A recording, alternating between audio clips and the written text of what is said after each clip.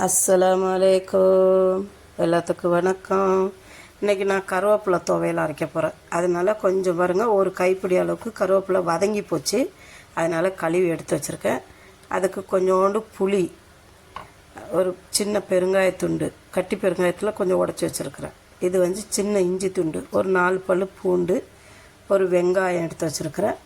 அப்புறம் 2 டீஸ்பூன் கடலைப்பருப்பு, 1/4 டீஸ்பூன் ஜீரகம், ஒரு 4-5 வரமிளகாய் எடுத்து வச்சுருக்கேன். இந்த மிளகாயில் காரம் கிடையாது. அப்புறம் 2 தக்காளி.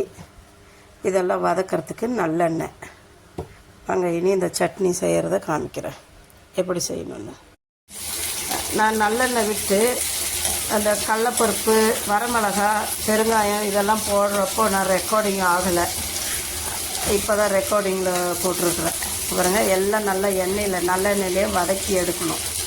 கண்ணாடி பதம் வெங்காயம் வந்துருச்சு. இப்போ இந்த ஸ்டேஜில் இந்த தக்காளியை போடணும். தக்காளியை போட்டு நல்லா தக்காளி வதங்கட்டும்.